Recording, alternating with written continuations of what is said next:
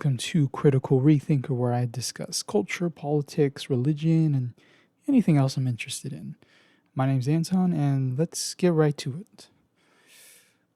Before I get into other topics of discussion, I wanted to address one of the common themes, I guess you could put it, that will be part of these videos or podcast episodes, however you're listening to this.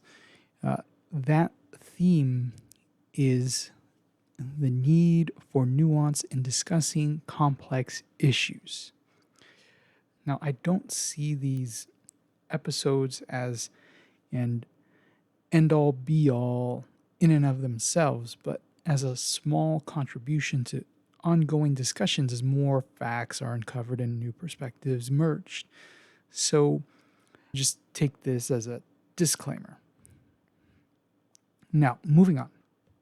We live in a culture that revolves around the ever-shrinking attention span of the public.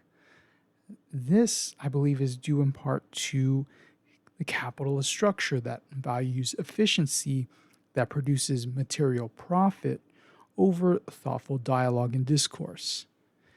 Now, there are many contributing factors, one of which is social media, which I'll discuss in a little more detail later. This being 2020, there's really no need to explain in detail this shit show that is the world today. We have the COVID-19 pandemic setting the stage for civil unrest, and this being arguably the worst socioeconomic time period in modern American history, with historic numbers of unemployment that are still climbing. We have this 100-year pandemic, an economic depression on a scale much worse than even the Great Depression. And on top of that, we have the brutal murder of George Floyd by this piece of shit racist cop that sparked global protests against police brutality and systemic racism.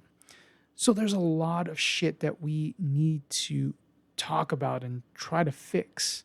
And with all of this, there is this immense need to make these discussions thoughtful and nuanced as we try to confront all of this important shit. Now, I'll be referencing Neil Postman's most influential book, Amusing Ourselves to Death, which deals with this issue at length. In this book, Postman recognizes parallels between American culture and Huxley's dystopian vision in the book Brave New World, where the citizens become pacified by their vices of pleasure and entertainment. For Postman, writing in 1985, he argues that television, as an image-based medium, is the central hub of entertainment, transforming all information that comes from it into forms of entertainment themselves.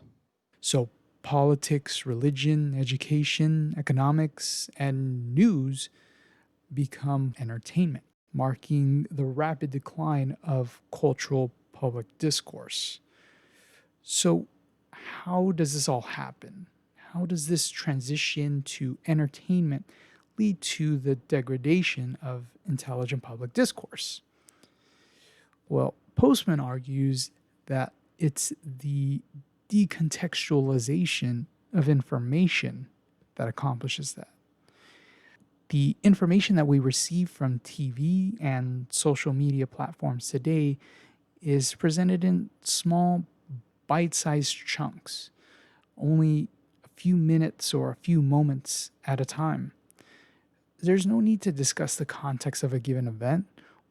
There is no time allotted to discuss the context of any given event, like dealing with questions about what events led to the event in question. What are the broader implications of the event? Who is involved and how does it affect me personally? Questions like that. And to see examples of the degradation of discourse in action, you don't have to look much further than your phone. With the quarantine and the ongoing pandemic, a lot of discourse has now been primarily moved to these digital social media platforms. And from what I've experienced on these platforms personally, is that discourse around these important topics too often devolve into nonsensical, partisan political arguments. COVID 19 is a perfect example of an important issue that has devolved into politicized arguments. Mask mandates and stay at home orders are now political statements instead of genuine health concerns. Even conversations about systemic racism, economics, and politics are impacted by this decontextualization of information. It prevents us from fully engaging with the truth because we never were really given access to it. So, in order to overcome this situation, we have to recognize how and when information is decontextualized. One of the ways that information is decontextualized is through media outlets. Media outlets create a framework that denies its viewers the time needed to meaningfully reflect on any given subject. Postman sheds some light on how this is done in the news media. He brings focus to the phrase "now this," which is used as a common transitional phrase between segments on radio and TV news programs. He says, quote, "The phrase is a means of acknowledging the fact that the world as mapped by the speeded up electronic media has no order, no meaning, and it's not to be taken seriously. There's no murder so brutal, no earthquake so devastating, no political blunder so costly, for that matter, no ball score so tantalizing or weather report so threatening that it cannot be erased from our minds by a newscaster saying, 'Now this.' It's the newscaster who determines how long you should focus on a news event before moving on to the next segment or commercial." Social media. In a similar way, though not a perfect analogy, but still helpful, in social media, the platform determines how many characters you can use to express your thoughts, or the video time limit on the stories that we share, or even the algorithm that decides if you can even be seen or heard. Think about it this way: how is a news anchor going to be able to explain all of the complexities of the healthcare system and discuss a plan to reform it with only 90 seconds before they have to go to break so that some pharma company can air its ad for its newest drug on the market? How can someone meaningfully argue for and explain the need for racial justice on a platform that only allows you to write 280 characters or less? We scroll through our favorite social media apps, reading and watching bits of information that are even further removed from its context than on TV. We catch bits of information based on what's trending on Twitter or YouTube. Then we see random doctored snapshots of someone's seemingly perfect life on Facebook or Instagram of people we barely know or haven't even interacted with in months. This ecosystem of information doesn't exactly promote thoughtful, nuanced discourse. Another thing that media outlets do is set up their platforms in such a way as to extract meaning from the information that they present. It's all information that is, for the most part, meaningless. Postman quotes television news anchor Robert McNeil, who describes this nihilistic framework of the TV news show format. He says, "You are required to pay attention to no concept, no character, and no problem for more than a few seconds at a time. The assumption is bite sized information is best, that complexity must be avoided, that nuances are dispensable, that qualifications impede the simple message, that visual stimulation is a substitute for thought, and that verbal precision is an anachronism." This is the implicit message of social media platforms in the way that they disseminate information to its users. Postman says we are presented not only with fragmented news, but news without context, without consequences, without value, and therefore without essential seriousness. That is to say, news is pure entertainment. When information is decontextualized, it loses its value and becomes an irrelevant form of entertainment. And another thing that these news media and social media platforms take advantage of is our addiction to screens and entertainment. Again, Postman says this: when a population becomes distracted by trivia, when cultural life is redefined as a perpetual round of entertainments, when serious public conversation becomes a form of baby talk, when, in short, a people become an audience and their public business a vaudeville act, then a nation finds itself at risk. A culture death is a clear possibility. So, when our culture is so steeped in the superficial, the trivial, it is nearly impossible to engage with serious matters in meaningful ways.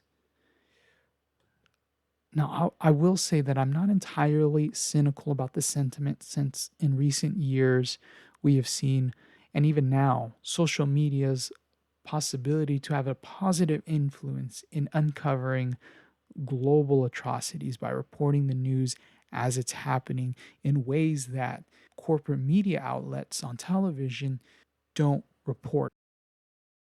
New media news is a great example of that. Many independent news shows on YouTube, Twitch, and other platforms are gaining popularity, partly because corporate media has become more and more unpopular. But in these independent news shows, we have people changing the format of how news is presented and giving more contextual information around the news stories that they present. Beyond the scope of Neil Postman's book, another major obstacle to nuanced public discourse is hyperpartisanship. Now, this type of tribal mentality greatly discourages dissent. It's part of this two-party tribal system that forces its members to conform and adopt the political philosophies of the party that they're a part of, and it's a form of control. There's very much a cult-like ethos that can poison minds and encourage a kind of ride or die mentality that extremists have, which of course is a complete absence of original thought and is antithetical to nuanced discourse. Now, this deserves a complete discussion on its own, but suffice it to say, for our purposes now, it greatly hinders nuanced public discourse. I will say that it is not going to be easy to overcome these obstacles of entertainment bias that we have. I mean, we all understand that we engage with things that we primarily find entertaining. So, knowing all of this, how do we continue moving forward? Well, we have to unlearn the decontextualization of the mass media and be sure to discuss the context surrounding every issue of debate. Just remember that nothing happens in a vacuum. Important issues of our day, politics, religion, philosophy, culture, whatever is important to you, they need to be approached with a sense of humility, with knowledge of its impact on ourselves and others, and just have empathy. Try to imagine approaching these discussions from a perspective that's outside of your own. We have to be open to criticism and be willing to challenge our own beliefs, our own assumptions, our own worldviews. Plato, no, Socrates said that the unexamined life is not worth living. And really, how can we aspire to better ourselves if we're not willing to reevaluate our own worldviews, our perspectives, our beliefs? We have to be open and transparent with our biases. So, full disclosure for me and my perspective and my biases is that I'm more of an anti establishment, left leaning Christian, I guess you could say. So, in light of that, my perspective is going to be a little bit different from, say, yours, talking to the maybe two people that are listening. And finally, we have to resist the urge to play into this partisan politics theatrics. We as humans have a wide spectrum of beliefs and philosophies that are way too complex to just shoehorn into categories of either Democrat or Republican. We also have to understand that the goal of nuanced discussion should lead to better informed citizens that can make better informed decisions. And you'd be surprised how many people are uninformed. So I hope that this is able to lay a sort of foundation for all of the subsequent discussions that I want to have. To the couple people that are watching or listening, thank you very much. You can follow the podcast version of this on your favorite podcast platform. If you like this video, I would definitely appreciate you sharing it, liking it, leaving a comment, all of the typical YouTube protocols you're familiar with. Again, thanks for listening. I'll see you next time.